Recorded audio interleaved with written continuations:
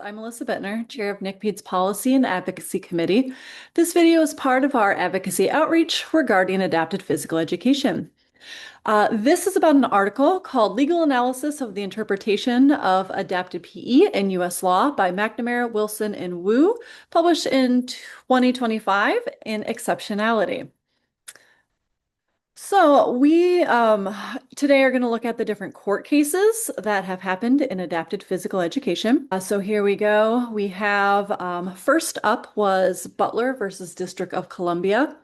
In summary, the plaintiff won this case because the school failed to implement IEP services, including adapted PE, with expert testimony showing the need for skilled APE instruction, and there was evidence of regression.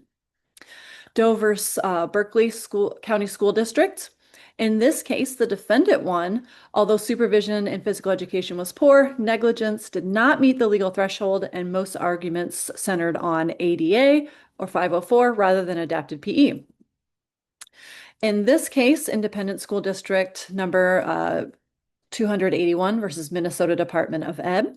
The summary, plaintiff won this case because APE services were removed without proper notice, despite the student having IEP goals requiring adapted PE. KM versus Tehachapi Unified School District. In summary, the defendant won as the court found the IEP appropriate under IDEA with APE mentioned but not deemed inadequately provided. Scott versus Tank Verde Unified School District. In summary, the defendant won this case because the court ruled that IEP, including adapted PE and occupational therapy, did provide free and appropriate education, even though an APE teacher was absent from the IEP meeting. In Anchorage School District versus MP, the defendant won because the court ruled the district offered an appropriate IEP in placement with PE services discussed but not deemed deficient. And AG versus Lower Merion School District. The defendant won this case since the court deemed the IEP sufficiently addressed the student's needs and PE-APE was not found to be improperly delivered. So that was a summary of different court cases related to adapted physical education.